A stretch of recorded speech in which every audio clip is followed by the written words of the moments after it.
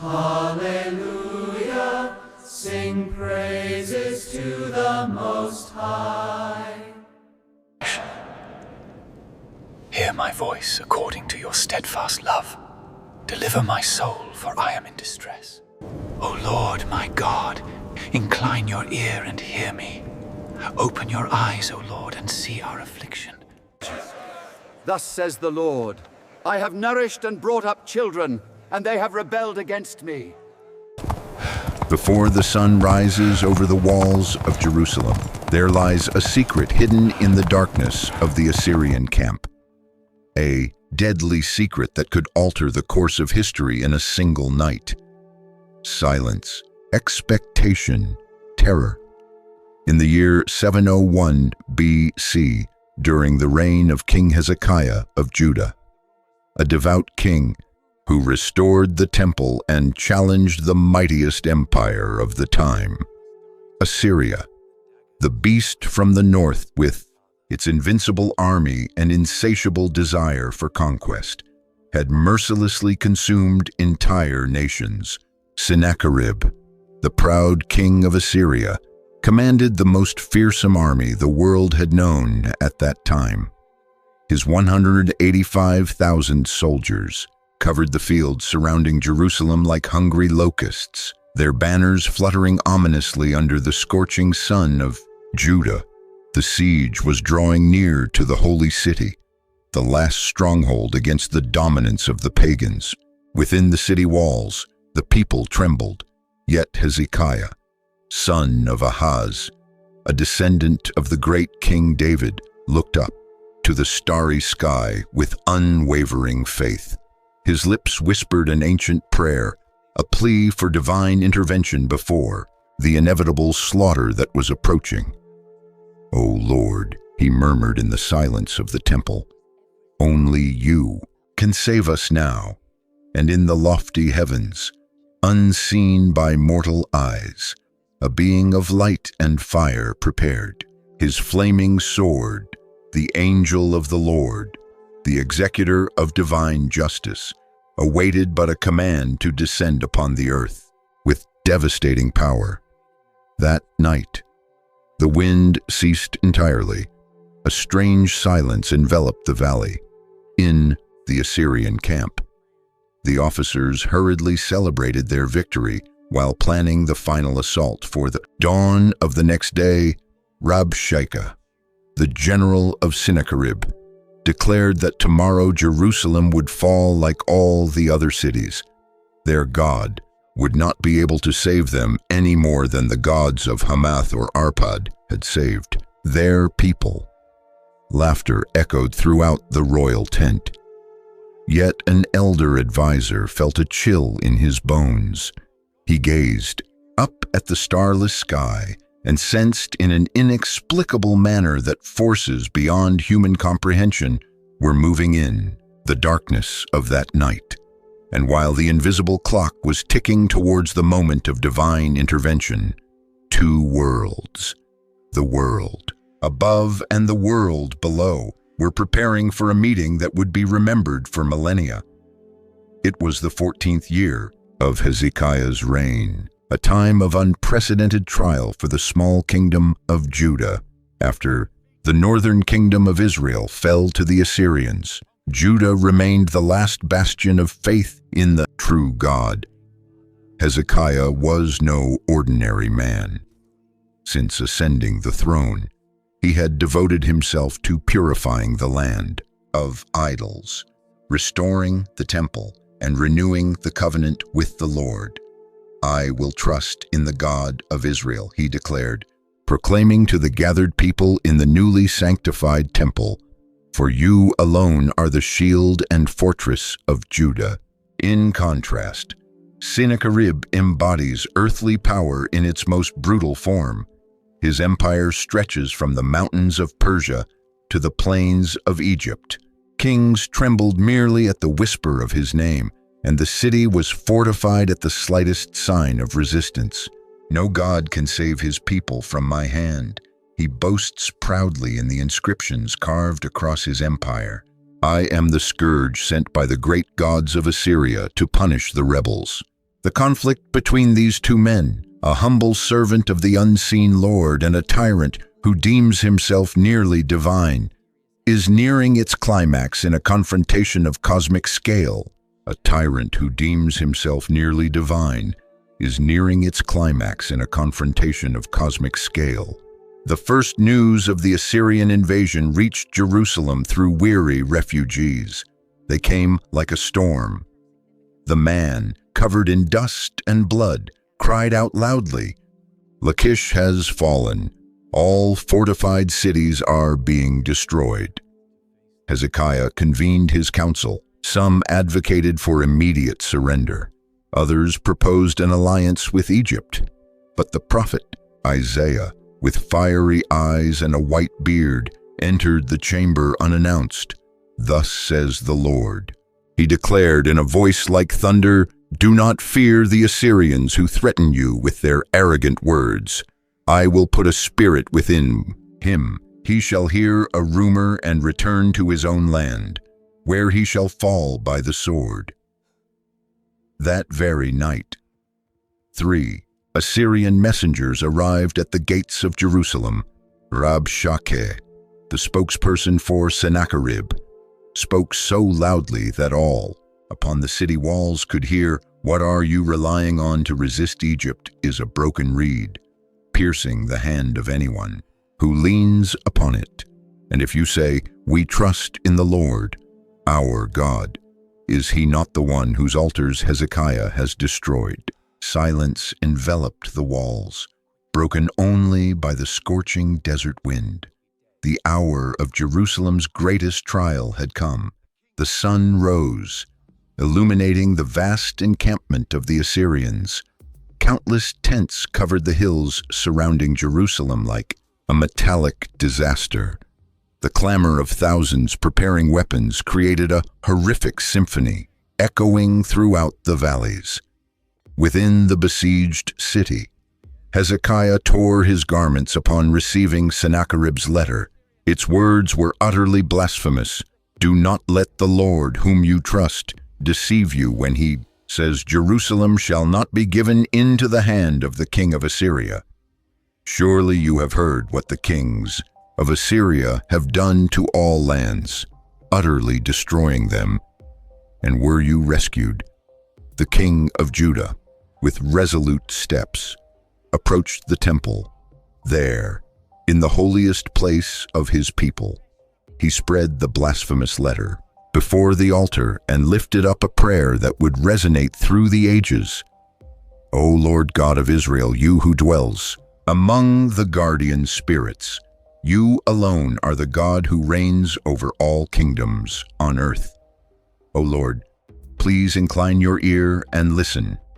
Open your eyes and behold the words of Sennacherib, who mocks the living God. O Lord, indeed the kings of Assyria have laid waste to the nations and cast their gods into the fire. Yet they were not divine, but mere works of human hands, wood and stone. Now, O Lord our God, please deliver us from his hand, so that all kingdoms on earth may know that you alone, O Lord, are our God." Meanwhile, in the Assyrian camp, Sennacherib is receiving reports from his commanders. The siege is nearly complete. The war machines, battering rams, siege towers, and catapults have been set in readiness. The water supply of Jerusalem has been cut off. It is merely a matter of time. The king of Assyria declares that by tomorrow, Jerusalem will join the list of cities that dared to challenge Assyria. We will leave no stone upon another. In the royal tent, adorned with treasures plundered from 100 conquered nations, Sennacherib drinks wine from golden cups stolen from foreign temples. Around him, the concubines dance and the musicians play, celebrating the inevitable victory. But in the darkness of the descending night, a messenger from heaven is receiving final instructions. In the eternal chambers beyond the veil separating the visible and the invisible worlds, forces have stirred. In response to the prayers of a righteous king, an Assyrian officer shudders for no apparent reason and spills his wine. "Do you feel it?" he asks a companion. "The air seems heavy, as if before a great storm." The other soldier laughs. "You are merely sensing the fear of the Jews. Tomorrow their cries will fill these valleys," yet the officer cannot shake that feeling. Looking up at the starry sky, he feels as if there are unseen eyes watching every movement in the camp, as if the night itself is breathing, waiting for the opportunity to strike. In the temple of Jerusalem, the prophet Isaiah is prostrate in prayer when a supernatural light floods the sacred space. His eyes, accustomed to visions, can barely endure the brilliant light of the angelic presence. Manifesting before him, the Lord, the God of Israel, speaks thus. The messenger from heaven proclaims, his voice echoing like the sound of rushing waters. "I have heard your prayer concerning Sennacherib, the king of Assyria. This is the word of the Lord that has been spoken against him. The virgin daughter of Zion despises and mocks you. The daughter of Jerusalem shakes her head as you flee." The prophecy continues, detailing how the Lord will thwart the plans of the arrogant king of Assyria, placing a bride in his nose and a hook in his mouth to lead him back as he came. "And this shall be a sign to you, O Hezekiah." The angel concludes, "This year you shall eat what grows of itself, and in the second year you shall eat what springs from that, but in the third year to sow seeds and reap the harvest, to cultivate the vine and enjoy its fruit. The remnant of the house of Judah shall take root below and bear fruit above." Isaiah, trembling before the majesty of the vision, receives the command to deliver the message to the king. Meanwhile, the sun sets for the last time upon the mighty Assyrian army, golden rays reflecting off the helmets and armor of 185,000 warriors who will not witness the next dawn. Within the camp, preparations for the final assault are complete. Sennacherib, surrounded by his commanders, reviews the plans for the attack. A city map is spread across a campaign table, marked to indicate the weaknesses of the walls. Here, the commander of the siege points out, "The wall is lower in this area. We shall concentrate our forces here at dawn." Rabshakeh, the royal spokesperson, smiles maliciously. They say their king has spent the entire day in the temple, pleading with his God. Laughter echoes through the command tent, yet an elder advisor remains silent. He had served under the authority of Sennacherib's father and witnessed many battles, but there is something about this siege that fills him with great unease. "My lord," he says, "perhaps we should consider a treaty. The Jews are renowned for their resilience when fighting to protect the temple." The eyes of Sennacherib flash with anger. "To become cowardly on the eve of victory, old man, perhaps your usefulness has come to an end." The advisor bows his head in submission, yet his gaze betrays his worry. As he departs from the royal tent, he looks up at the night sky, where the stars shine unusually bright over Jerusalem.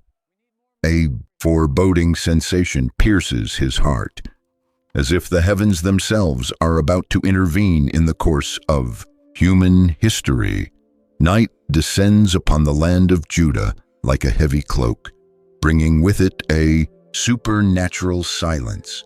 Within the narrow streets of Jerusalem, families gather in their homes, lighting candles and praying, one last time before the day many fear may be their last. Mothers embrace their children, whispering promises of protection they do not know if they can fulfill in the palace. Hezekiah summons his most trusted officers. The prophet Isaiah has just conveyed a divine message, a promise of deliverance so extraordinary that few dare to fully believe it. "Prepare the soldiers," the king commands, his voice resolute despite the tension evident on his face. "If the Lord delivers the Assyrians into our hands as promised, we must be ready to pursue them. None of us shall sleep this night." Meanwhile, within the vast Assyrian camp, a strange atmosphere begins to form. The air grows heavy, thickening as if enveloped by an unseen force. The battle-trained dogs, accustomed to facing any dangerous foe without fear, begin to howl and retreat to their pens. The restless horses move closer, stamping their hooves upon the ground. A sentinel at the perimeter of the camp feels a chill run down his spine. There is something in the darkness behind the campfire, something that my eyes cannot see, yet my soul can sense. "Do you perceive anything?" I asked my companion, my hand tightly grasping the hilt of my sword in unease. "Nothing at all," came the reply. "But do you not feel it, as if even the air is alive? In the heavens, invisible to mortal eyes, a solitary angel was preparing to deliver the decree of the Most High. This was not a being with fragile wings and a golden harp as later artists would depict. It was a pure entity of light and energy, a divine executor of celestial justice, with the power to turn mountains to dust. Within the eternal chambers, the command had been issued. "Go forth," the voice of the Most High commanded, "to protect the city that bears my name." With a movement transcending time and space, the angel of the Lord descended upon the camp of Assyria. His presence initially manifested as a faint glow in the air, almost imperceptible, like the silvery light heralding dawn. Within the royal tent, Sennacherib sensed an inexplicable unease. He rose from his golden bed and stepped outside the tent, parting the embroidered curtains to gaze upon the night sky. "Something is amiss," he murmured, his eyes scanning the stars as if searching for a sign. In a moment, so fleeting that later he would convince himself he had imagined it, he seemed to glimpse a glowing shape hovering above his army. Just then, the first Assyrian soldier fell silently, as if an invisible breath had extinguished the flame of his life. No cries were heard, no drops of blood, only the silence of instantaneous death, beginning to spread throughout the camp like an unstoppable wave. Death came as a quiet wind sweeping through each row of Assyrian soldiers. There was no struggle, no ability to resist against that invisible and merciless foe. The angel of the Lord moved among the tents like a bright mist, and wherever he passed, life was extinguished. Soldiers fell amidst unfinished words. The guards collapsed at their posts, their eyes wide open in astonishment. Experienced generals from countless battles fell immediately to draw their swords. A stretch of deathly silence extended from the heart of the camp to its outskirts. Within the ranks, where the elite warriors of the royal guard lay in deep slumber, panic began to spread among the few who were aware of what was transpiring. A young officer awoke to take his shift, finding his commander fallen, his body still warm yet lifeless. "Weapons!" he shouted, his voice breaking the supernatural silence. "We are under attack, but what weapons can withstand a God who rules the heavens?" The arrows shot into the darkness merely pierced the void. The sword struck only at shadows, It is as if I am battling the very winds themselves. Sennacherib, awakened from slumber by the alarming cries, staggered from the royal tent, surrounded by the guards, each one falling in turn. The wide eyes of the king beheld a scene beyond the imagination of man. The soldiers fell without any visible wounds, like puppets whose strings had been severed. "What is this?" the king roared, his usual pride replaced by sheer terror. "What kind of sorcery is this?" An aged Assyrian priest, alongside the army, prostrated before the king, trembling uncontrollably. "It is the hand of a god, your majesty," he stammered. "Not our gods, but the God of Judah, whom we have dared to challenge." High upon the walls of Jerusalem, the watchmen gazed in astonishment. The vast Assyrian encampment, bustling only moments before, even in the night, now wore an eerie stillness. The entirety of the area was shrouded in darkness as torches fell from the hands of the lifeless soldiers. The unattended fires slowly extinguished. "What is happening over there?" Young Jewish soldier inquired of the more seasoned commander. The old warrior, having fought many battles, had never witnessed anything like this. Yet, his heart knew the answer even before his mind could form the thought. "It is the Lord," he replied, his voice filled with emotion. "The Lord fights for us as in the time of Moses." Meanwhile, the angel of the Lord had completed his dreadful mission. One by one, the soldiers of the mightiest army in the world fell until 185,000 warriors lay motionless beneath the uncaring stars. Death did not discriminate between the commanders and the recruits, between the decorated veterans and the youths in their first campaign. And then, just as suddenly as it began, it ended. The angel of the Lord had fulfilled his task and withdrew. The silence that remained was no longer the supernatural silence of his presence, but the collective and dreadful silence of mass death.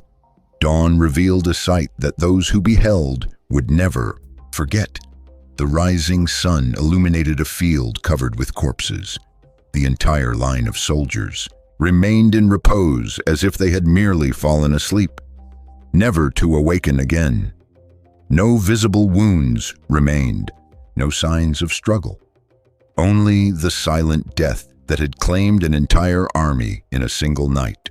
Sennacherib, the great king of Assyria, was among the few who survived, shielded in the royal tent for reasons only the Lord knows. He emerged to witness the complete collapse of his military might.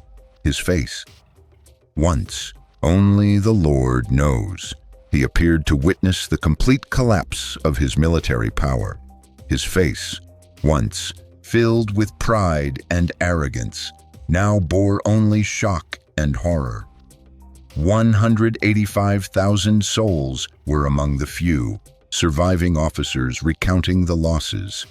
The entire attack force, all archers, all cavalry, all had perished. From the heights of the walls of Jerusalem, the guards watched in astonishment the scene unfolding below, where there had once been a sea of tents and banners. Now only a field of death remained. This news spread rapidly throughout for a long moment. The king stood in silence, overwhelmed by the divine intervention that had transpired. Thus, the Lord had safeguarded Jerusalem. At last, Isaiah proclaimed, his voice filled with reverence, not by the strength of bow or sword, nor by the wisdom of man, but by the might of his outstretched arm. Within the camp of the Assyrians, chaos erupted among the survivors. Officers struggled in vain to maintain order as soldiers fled in panic, believing that remaining near Jerusalem would lead to a fate akin to that of their fallen comrades. Sennacherib, the conqueror who had subdued nations, now found himself gripped by fear. His hand trembled as he commanded an immediate retreat. "Prepare the chariots for me," he ordered, avoiding the sight of the field of corpses. "We shall depart for Nineveh before the sun reaches its zenith." An elder advisor, who had counseled caution the night before, approached the king with unsteady steps. "My lord," he said, his voice barely a whisper, "what shall we say when we arrive in Nineveh? How shall we explain this failure?" Sennacherib's eyes flickered with a hint of pride from days gone by. "We shall say that a plague struck the camp, a sudden and deadly disease. We will never speak of the God of the Jews." Yet as these words left his lips, the king knew he was deceiving himself. Within his heart, a dreadful conviction arose. He had challenged a power greater than all the gods of Assyria, and it was only by infinite mercy that he still drew breath. In the streets of Jerusalem, the people began to gather in a spontaneous celebration. Songs of praise echoed from households and the temple. Women danced, children frolicked freely while men embraced one another. Many bore tears of relief streaming down their bearded faces. The sun rose higher in the sky as Jerusalem trembled.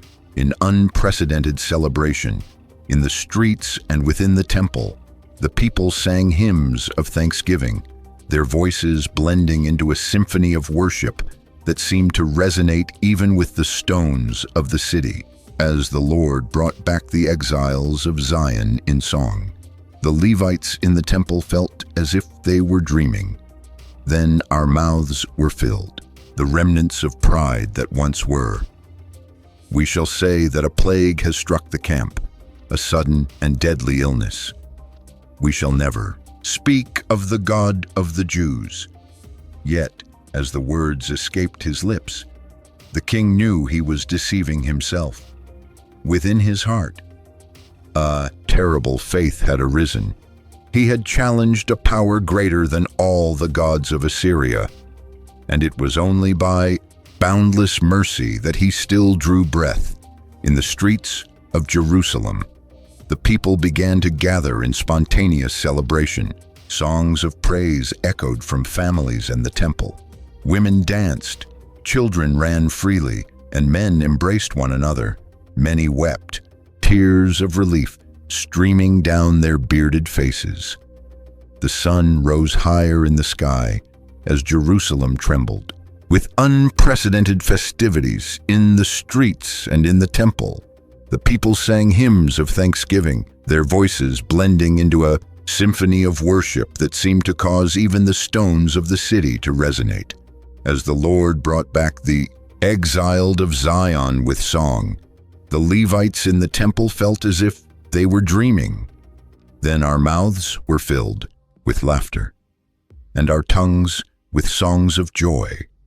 Hezekiah, adorned in royal robes, led a solemn procession to the temple in his hands. He bore a thank offering so generous that the priests could scarcely count it. The king, who had wept bitterly before the threat of the Assyrians, now stood with tears of joy. Today, he proclaimed before the assembled congregation, "We witness what our ancestors have recounted, what our fathers learned from their fathers. The Lord is a warrior. The Lord is his name. Who among the gods is like you? O Lord, who is like you? Majestic in holiness, fearful in glorious deeds, and capable of wonders." Meanwhile, a few miles away, the remnants of the once mighty Assyrian army have fled in utter disarray. The chariots lie abandoned across the path, while the soldiers, dazed, walk as if in a trance. The soldiers, dazed, walk as if in a trance. The fear of the deity they secretly named Death has driven them to flee in despair. They secretly named Death has driven them to flee in despair. Sennacherib, upon his royal chariot, drawn by 4 white horses, gazes intently toward the horizon, not daring to look back. The great conquering king, who extended the borders of Assyria beyond any of his predecessors, now finds himself fleeing from a city he could not conquer. History will remember this as a strategic retreat. He murmurs to his scribe, who faithfully records upon a clay tablet. He notes that a disease has struck the camp, forcing us to postpone the conquest of Jerusalem. The scribe nods, yet his gaze betrays the truth known to all. No natural disease could kill so precisely and swiftly. No plague could select exactly 185,000 victims, leaving the others entirely unscathed. Back in Jerusalem, Isaiah meets Hezekiah in a private chamber of the palace. The prophet's face, often stern, now bears a serene expression. Thus, the word of the Lord has been fulfilled. He tells the king, but remember, this miracle is not only for this generation, but for all generations to come. The story of what has transpired here today must be preserved with great accuracy. Hezekiah nods, summoning the royal scribes. Record all that has occurred, he commands. Every detail, every number. Let our descendants and their descendants know that the God of Israel is the Lord of hosts, and he protects those who trust in him.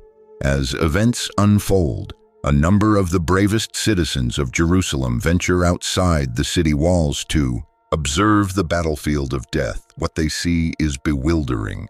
Row upon row, the soldiers, still clad in shining armor, lie there as if touched by an invisible finger. A young priest walks among the corpses, noticing something unusual. There is no decay, no foul stench typically associated with the dead. It is as if the decay itself is hesitant to touch those who have fallen by divine hand. He says to his companions, "This is a sign that indicates this individual did not depart by the hand of man." In the days following the miracle, Jerusalem experienced vibrant activity by the decree of Hezekiah. Large pits were dug outside the city to bury the dead of the Assyrian army.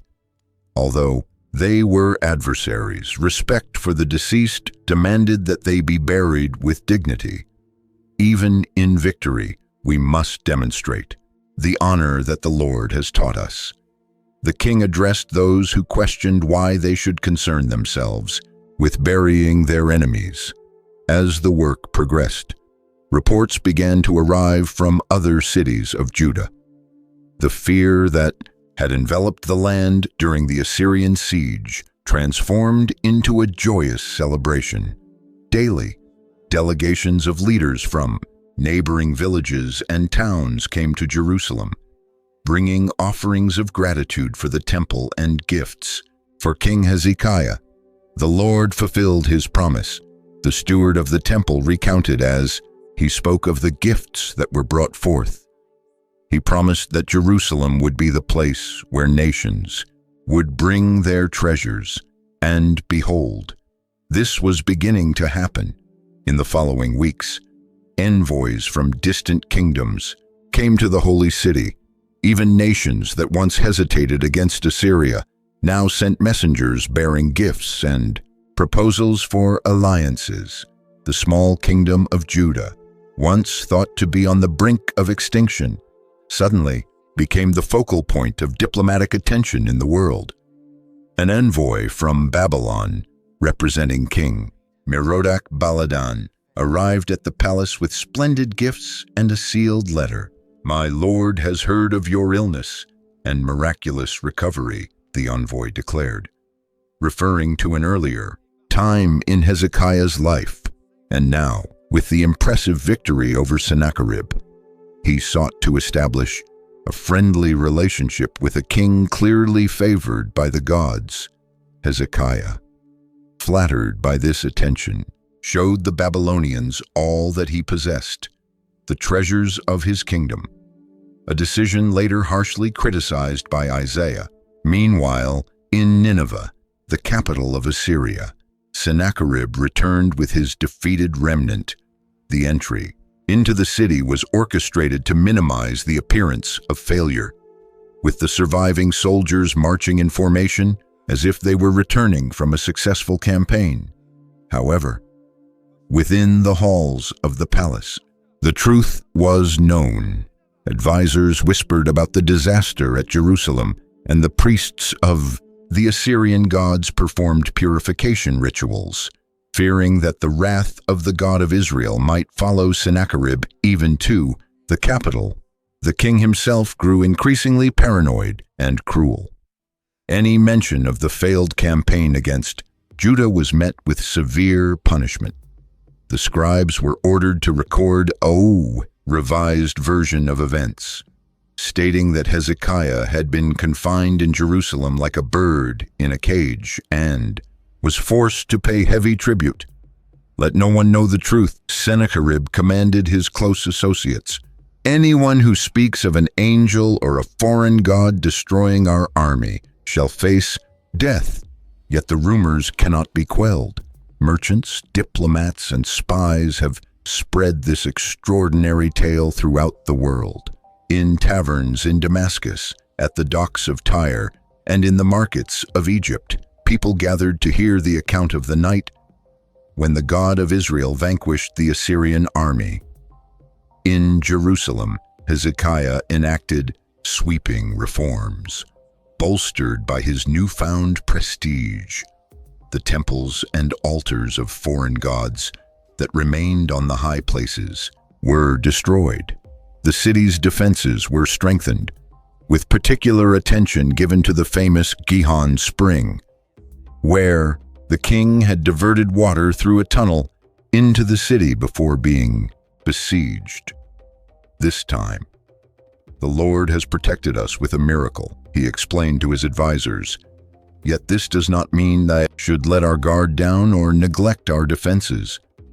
The prophet Isaiah, now revered more than ever, continued to proclaim prophecies that his disciples diligently recorded. His words about the future of Israel and the nations, about a coming Messiah and a time of global peace, became more credible after his prophecy concerning Assyria was magnificently fulfilled. Remember, he often spoke to those gathered as you listen to him. What we witness is not the end, but a sign, a symbol of what is to come. When the Lord establishes his eternal kingdom, all nations will come to the mountain of the Lord. The tale of the destroying angel quickly became part of the folk culture and the songs of the people.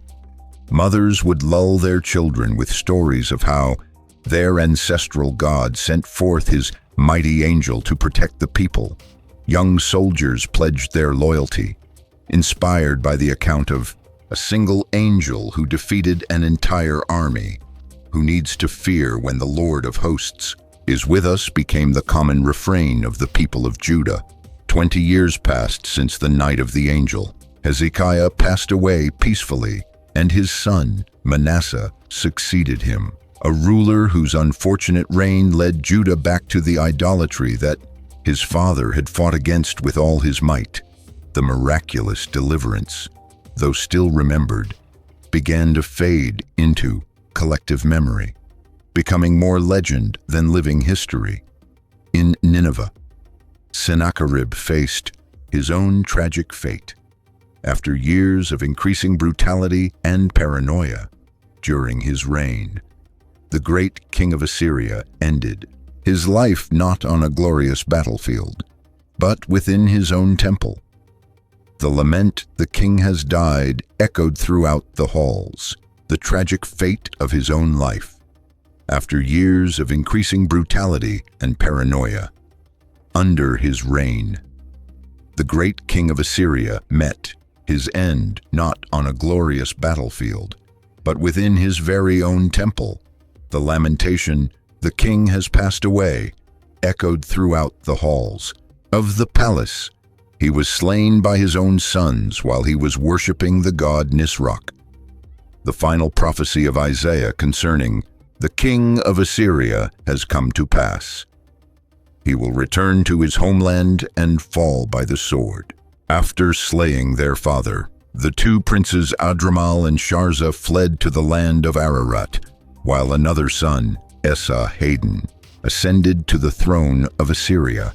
For the few survivors of the campaign against Jerusalem, this news was met with, brought a chill to their awareness. God, who had sent his angel to destroy an army, ultimately came to confront the king who dared to challenge him. Isaiah, who had endured many years, now bore the weight of age upon his back, yet his eyes still shone brightly. He gathered his disciples for the last time. The scroll containing his prophecies and revelations was nearly complete, including the detailed account of the night of the angel. What we have witnessed, he spoke, his voice frail yet clear, is not only for our generation but for all generations to come. For all generations to come, when trouble arises, that moment will arrive, and in that moment, our descendants will read of the angel of the Lord and find courage. They will know that the God of Israel does not abandon his people in their hour of need. Centuries will pass. Jerusalem will fall into the hands of the Babylonians, be rebuilt, and then fall again to the Romans and other conquerors. The temple will be destroyed, rebuilt, and then destroyed once more. Yet the story of the angel who struck down 185,000 Assyrians in a single night will live on in sacred texts, in the hearts of the people, and in the steadfast belief that at critical moments, the God of Israel can intervene directly in the course of human history. The story will be recorded in the books of 2 Kings, 2 Chronicles, and Isaiah, preserved so that future generations may know the power of God, the one who defends Jerusalem. Future generations may know the power of God, the one who defends Jerusalem. Archaeologists will discover inscriptions from the Assyrians, which, although presenting a distorted version of events, will confirm that something extraordinary interrupted Sennacherib's campaign against Judah, and thus, thousands of years later, in temples, synagogues, and churches across the world, people will continue to gather to hear the story of the angel of the Lord, of the king who prayed with unwavering faith. And at night, 185,000 warriors were struck down by the hand of a heavenly messenger. The prophet wrote, "For I will defend this city to save it for my own sake, and for my servant David." And it came to pass, an eternal testimony to the faithfulness of the Lord, transcending time and continuing to inspire faith and hope to this day. Upon Mount Zion, where the Assyrian army once devised their ultimate conquest, now pilgrims gather from all places to worship, and in the quiet of night, the locals say that if you listen closely, you can almost hear the sound of invisible wings, a reminder that angels still watch over. I extend my gratitude to all who have followed this historical narrative. Based on the events recorded in the scriptures, this work requires many months of profound and dedicated study to accurately and dramatically recreate one of the most impressive miracles in the history of the scriptures. If you find this content meaningful, please remember to leave a comment, like, and share it with those who may need a reminder of the Lord's promises and strength during difficult times. Please subscribe to our channel to listen to more biblical stories told with rich detail and sincerity. These stories are based on sacred texts